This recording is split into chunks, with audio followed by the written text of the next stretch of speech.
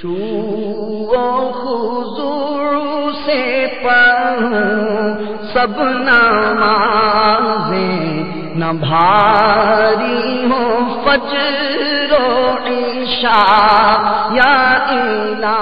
الحمدللہ رب العالمین، والصلاة والسلام على سید المرسلین، اما بعد فاعوذ باللہ من الشیطان الرجیم، بسم اللہ الرحمن الرحیم۔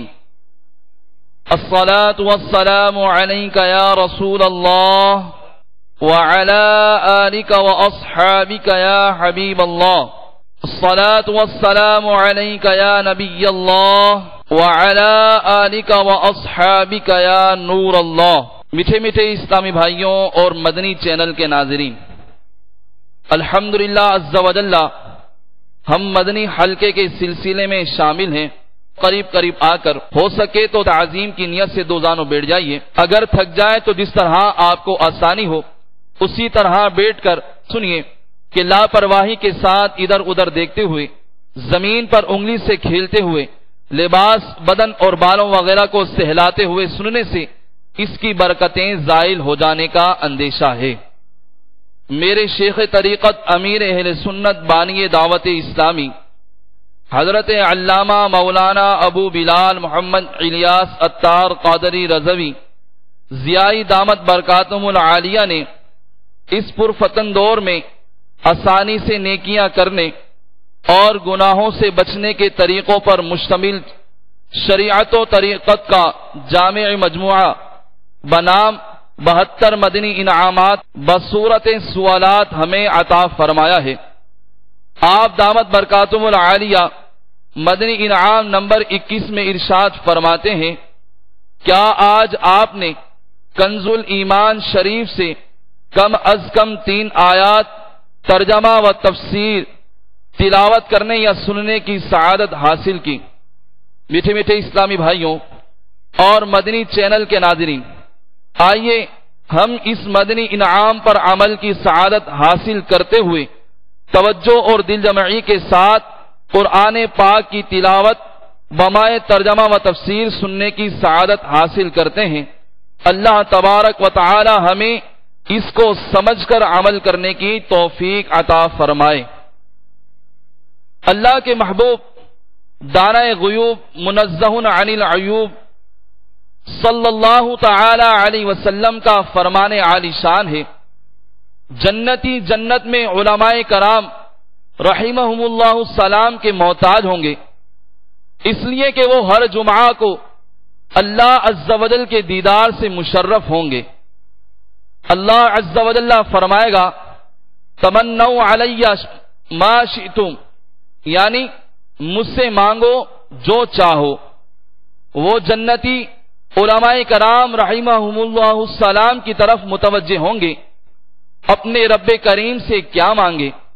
وہ فرمائیں گے یہ مانگو وہ مانگو۔ تو جیسے لوگ دنیا میں علماء کرام رحمہم اللہ السلام کے محتاج تھے، جنت میں بھی ان کے محتاج ہوں گے۔ سورہ مائدہ کی دوسری آیت میں ارشاد ہوتا ہے، وَتَعَاوَنُوا عَلَى الْبِرِّ وَالتَّقْوَى وَلَا تَعَاوَنُوا عَلَى الْإِثْمِ وَالْعُدْوَانِ، اور نیکی اور پرہیزگاری پر ایک دوسرے کی مدد کرو اور گناہ اور زیادتی پر باہم مدد نہ دو۔ وَاسْتَعِينُوا بِالصَّبْرِ وَالصَّلَاةِ، ترجمہ کنز الایمان، اور صبر اور نماز سے مدد چاہو۔ جب حضرت سیدنا سکندر ذوالقرنین رضی اللہ تعالی عنہ نے جانب مشرق سفر فرمایا تو ایک قوم کی شکایت پر یاجوج ماجوج اور اس قوم کے درمیان دیوار قائم کرتے ہوئے اس قوم کے افراد سے ارشاد فرمایا، اعینونی بقوہ، ترجمہ کنز الایمان، میری مدد طاقت سے کرو۔ ان تنصروا اللہ ینصرکم، ترجمہ کنز الایمان، اگر تم دین خدا کی مدد کرو گے اللہ تمہاری مدد کرے گا۔ حضرت سیدنا عیسیٰ روح اللہ علی نبینا وعلیہ الصلاۃ والسلام نے فرمایا من انصاری الی اللہ قال الحواریون نحن انصار اللہ. ترجمہ کنز الایمان، کون میرا مددگار ہوتے ہیں اللہ عز و جل کی طرف؟ حواریوں نے کہا ہم دین خدا کے مددگار ہیں.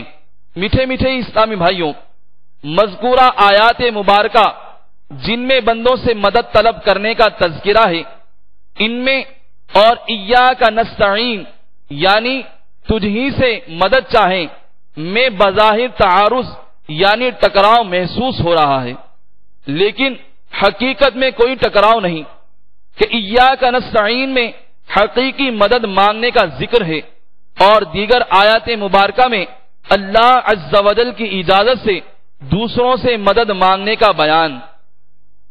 اب بندوں سے مدد مانگنے کے متعلق احادیث مبارکہ ملاحظہ ہوں. امام طبرانی قدس سرہ النورانی نے اپنی کتاب معجم کبیر جلد 17 صفحہ نمبر 118 پر یہ روایت نقل کی ہے.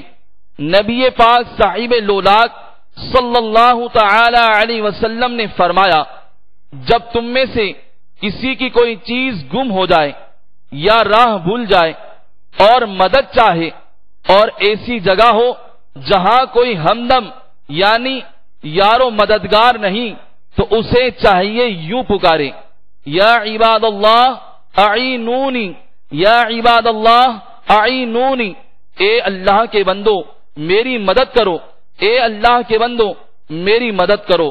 کہ اللہ عز و جل کے کچھ بندے ہیں جنہیں یہ نہیں دیکھتا. امام طبرانی قدس سرہ النورانی نے اپنی کتاب معجم کبیر جلد 10 صفحہ نمبر 217 پر یہ حدیث نقل کی ہے کہ خاتم النبیین صاحب قرآن مبین محبوب رب العالمین جناب صادق و امین صلی اللہ تعالی علیہ وسلم کا فرمان دین نشین ہے جب تم میں سے کسی ایک کی سواری یعنی جانور ویران زمین میں بھاگ جائے تو یوں پکارے یا عباد اللہ احبسو، یا عباد اللہ احبسو، یعنی اے اللہ کے بندو روک دو، اے اللہ کے بندو روک دو. اللہ عز و جل کے کچھ بندے روکنے والے ہیں جو اسے روک دیں گے.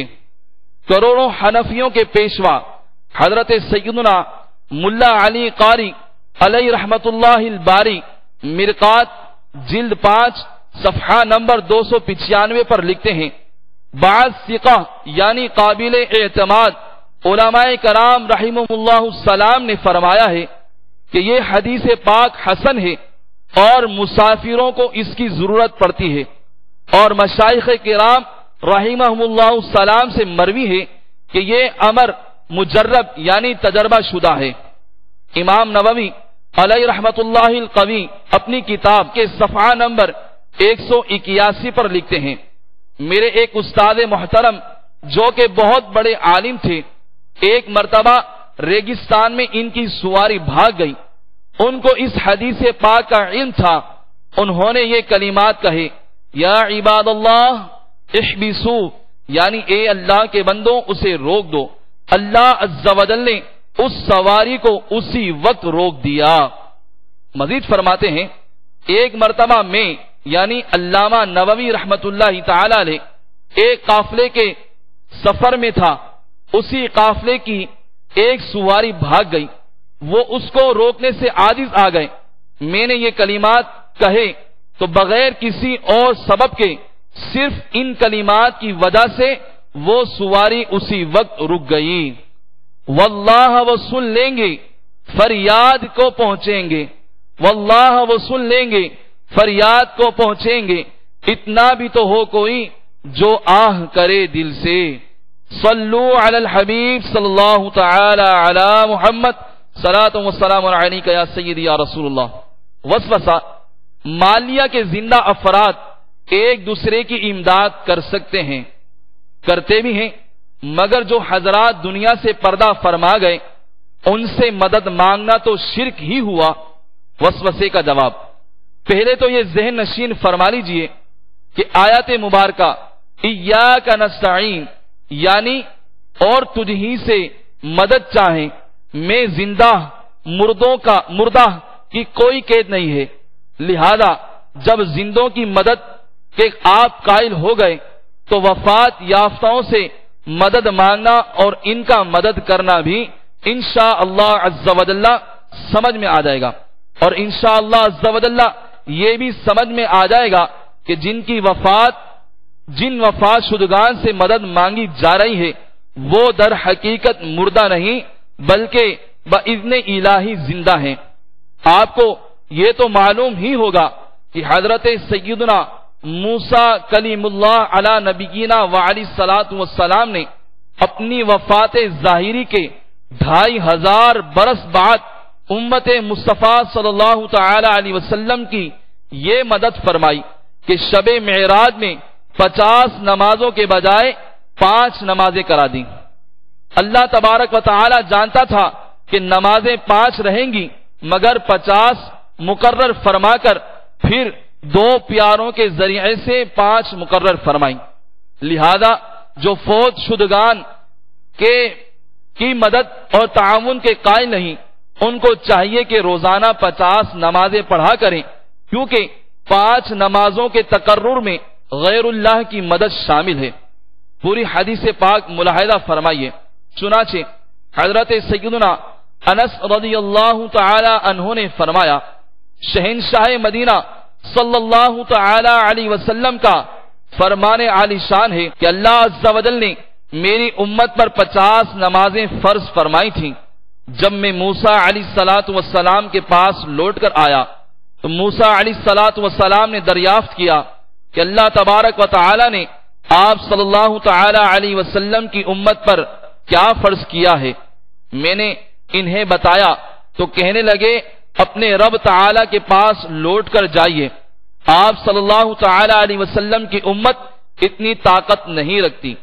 میں لوٹ کر اللہ عز و جل کے پاس گیا، ان سے کچھ حصہ کم کر دیا گیا۔ جب پھر موسیٰ علیہ الصلاۃ والسلام کے پاس لوٹ کر آیا تو انہوں نے مجھے پھر لوٹا دیا۔ اللہ عز و جل نے فرمایا اچھا 5 ہیں اور 50 کے قائم مقام ہیں، کیونکہ ہمارے قول میں تبدیلی نہیں ہوتی۔ موسیٰ علیہ الصلاۃ والسلام کے پاس لوٹ کر آیا، انہوں نے کہا پھر اللہ تبارک و تعالی کے پاس لوٹ جائیے۔ میں نے جواب دیا مجھے اللہ تعالی سے شرم محسوس ہونے لگی ہے۔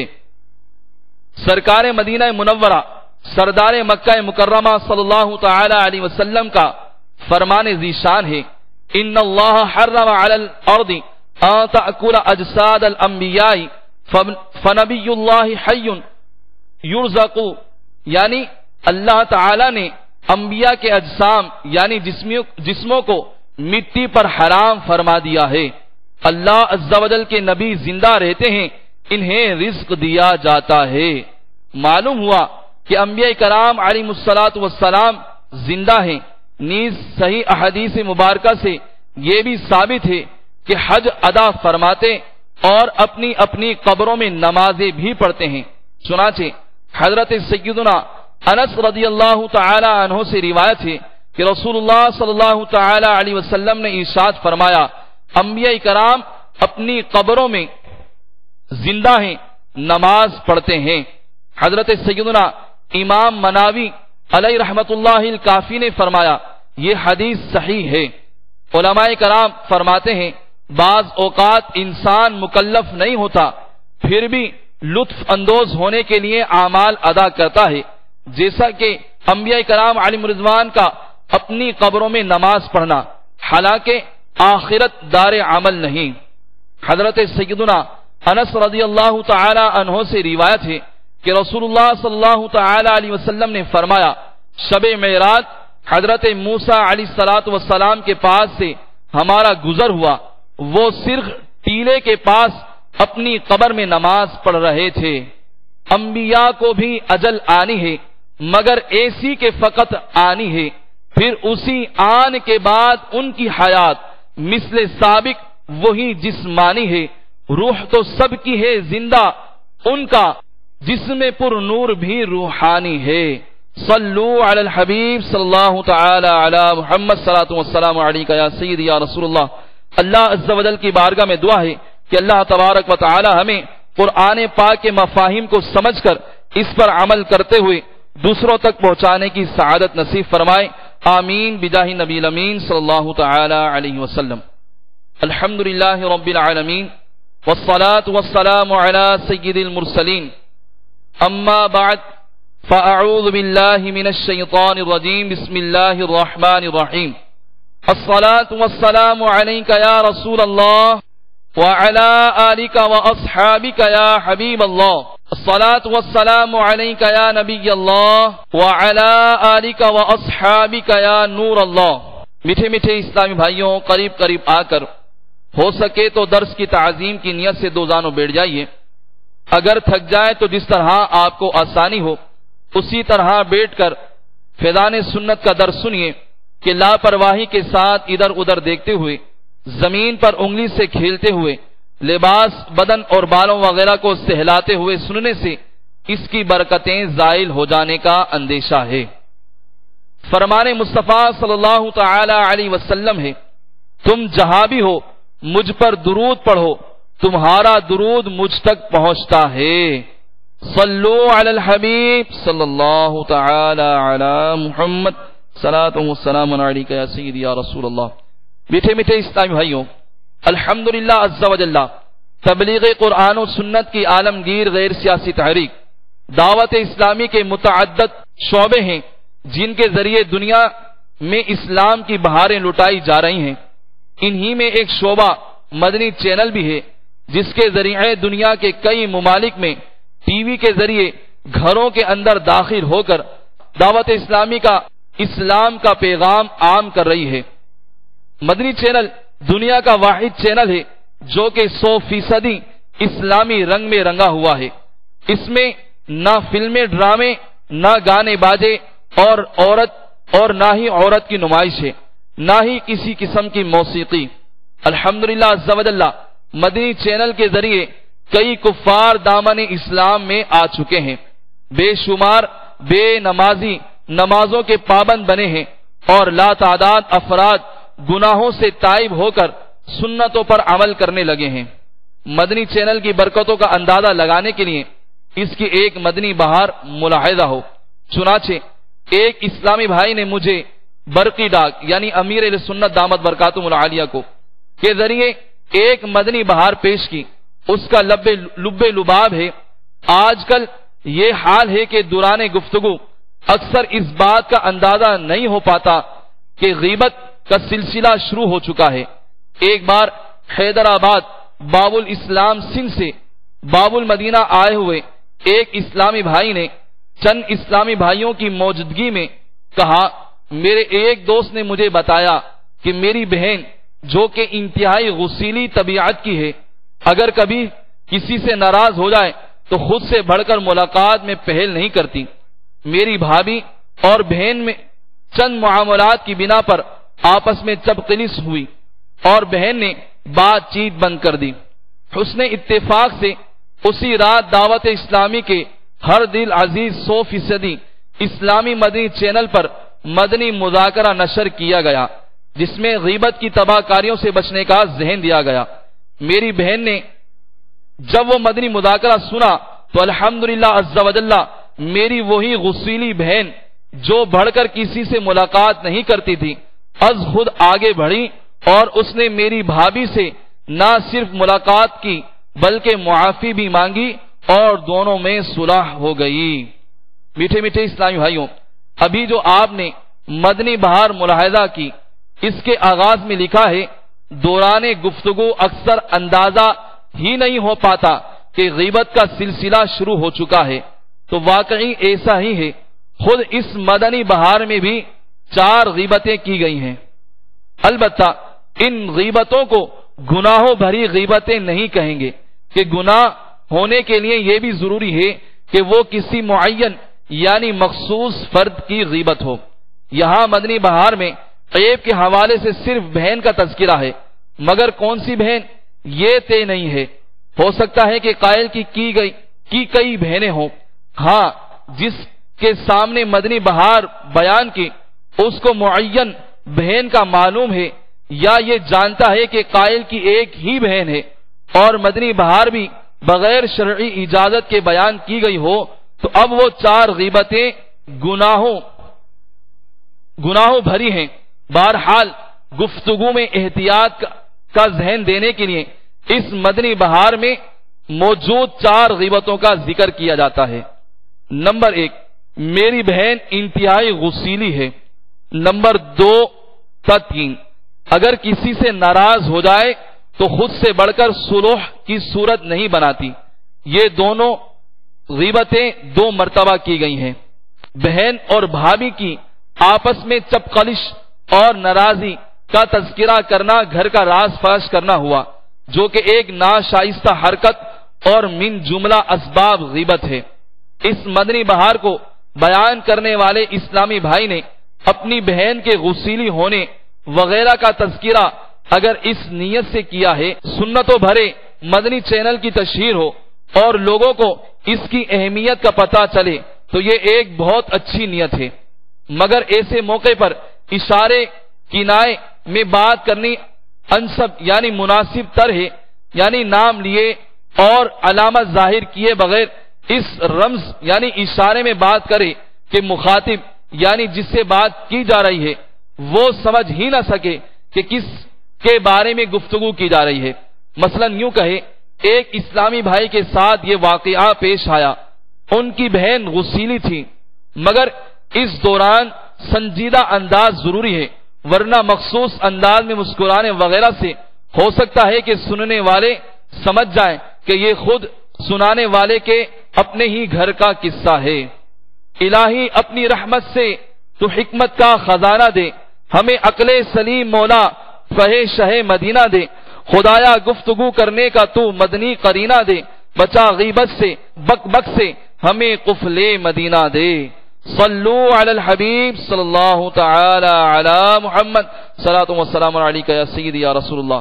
سرکار دو عالم نور مجسم شاہ بنی آدم رسول محتشم صلی اللہ تعالی علیہ وسلم کا فرمان الفت نشان ہے، مجھے کوئی صحابی کسی کی طرف سے کوئی بات نہ پہنچائے، میں چاہتا ہوں تمہارے پاس صاف سینے سے آیا کروں۔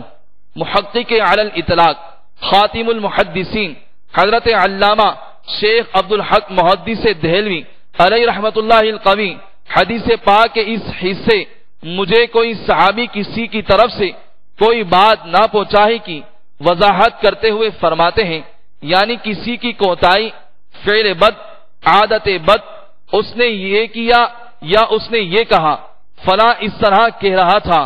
حدیث شریف کے اس حصے میں چاہتا ہوں کہ تمہارے پاس صاف سینے سے آیا کروں کا خلاصہ کرتے ہوئے مفسر شہیر حکیم الامت حضرت مفتی احمد یار خان علیہ رحمت الرحمان فرماتے ہیں، یعنی کسی کی عداوت، کسی سے نفرت دل میں نہ ہوا کرے۔ یہ بھی ہم لوگوں کے لیے بیان قانون ہے کہ اپنے سینے مسلمانوں کے کینے سے صاف رکھو تاکہ ان میں مدینے کے انوار دیکھو، ورنہ حضور صلی اللہ تعالی علیہ وسلم کا سینہ رحمت نور کرامت کا گنجینہ ہے، وہاں کدورت یعنی بغض و کینے کی پہنچ ہی نہیں۔ سبحان اللہ۔ مذکورہ حدیث پاک میں وارد شدہ ارشاد گرامی میٹھے میٹھے آقا مکی مدنی مصطفیٰ صلی اللہ تعالی علیہ وسلم کی اپنے غلاموں سے محبت کی اچھا گہرائیوں کا پتہ دیتا ہے۔ میرے آقا اعلی حضرت امام اہل سنت مولانا شاہ امام احمد رضا خان علیہ رحمت الرحمان کے بھائی جان شہنشاہ سخن استاد زمن حضرت مولانا حسن رضا خان علیہ رحمت الحنان نے کتنا پیارا شاعر کہا ہے، تم کو تو غلاموں سے ہے کچھ ایسی محبت، تم کو تو غلاموں سے ہے کچھ ایسی محبت ہے ترک ادب ورنہ کہیں ہم پہ فیدا ہو۔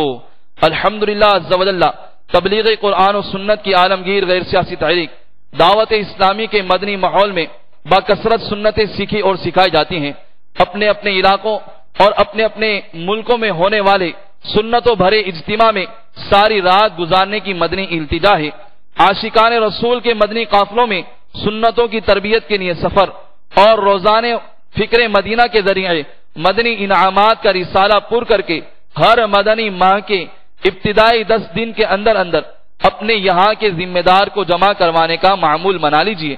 انشاءاللہ عز و جل اس کی برکت سے ایمان کی حفاظت کے لیے کڑنے، گناہوں سے نفرت کرنے اور پابند سنت بننے کا ذہن بنے گا۔ ہر اسلامی بھائی اپنا یہ مدنی ذہن بنائے کہ مجھے اپنی اور ساری دنیا کے لوگوں کی اصلاح کی کوشش کرنی ہے۔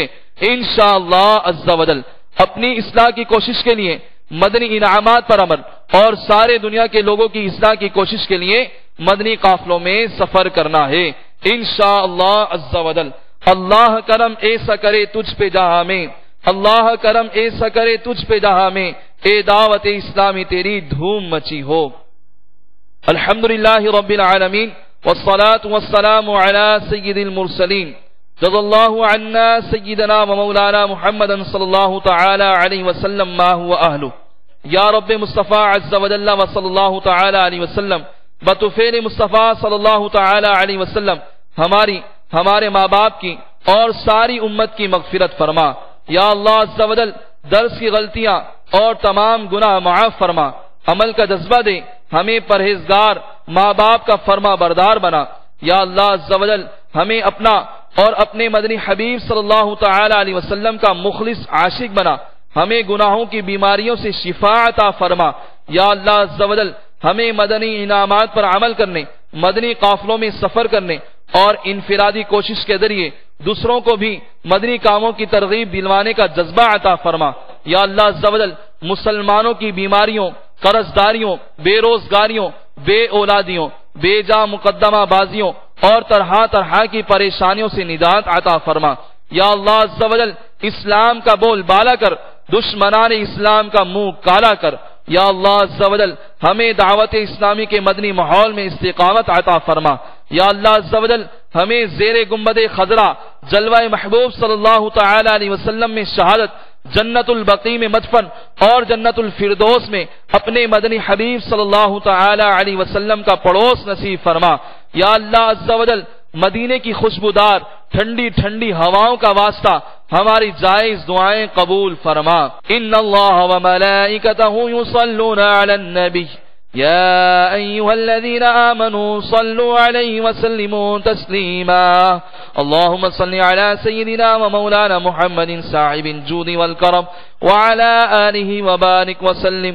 سبحان ربك رب العزة عما يصفون وسلام على المرسلين والحمد لله رب العالمين بحق لا إله إلا الله محمد رسول الله۔ الحمد لله رب العالمين والصلاة والسلام على سيد المرسلين۔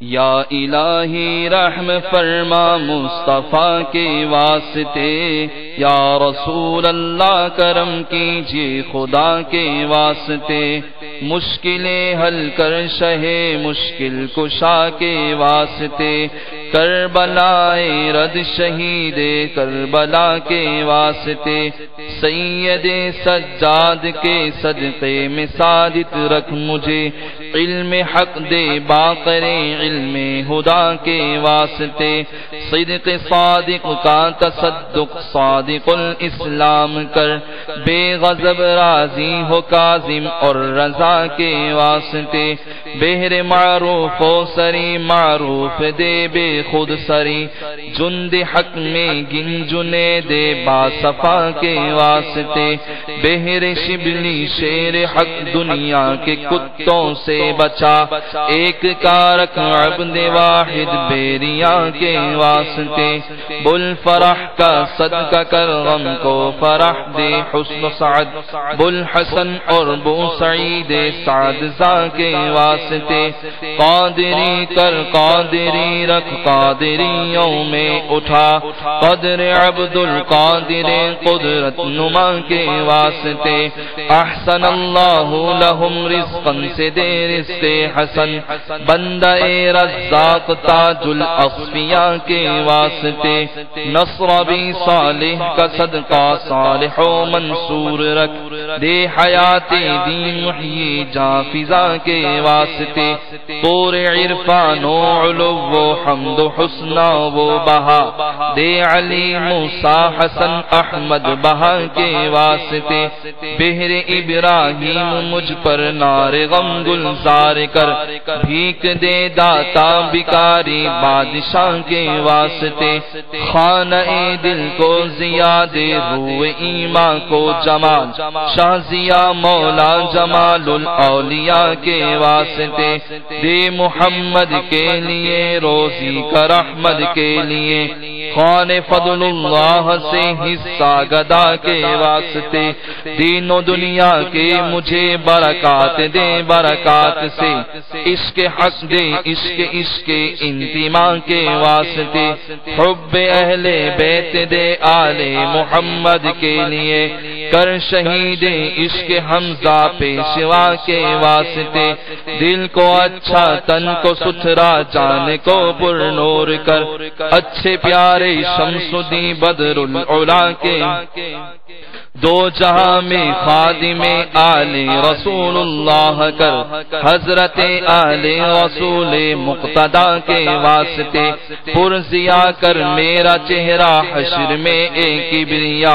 شاہ ضیاء الدین پیر باصفا کے واسطے احینا فی الدین والدنیا سلام بالسلام قادری عبد السلام عبد رضا کے واسطے عشق احمد میں عطا کر چشم تر سوزے جگر یا خدا اتار کو احمد رضا کے واسطے صدقہ ان آیا کدے چھے عین عز و علم و عمل عفو عرفا عافیت اس بے نوا کے واسطے آمین آمین بجاہ النبی الامین صلی اللہ تعالی علیہ وسلم خشوع و خضوع سے پڑھوں سب نمازیں نہ بھاری ہو فجر و عشاء یا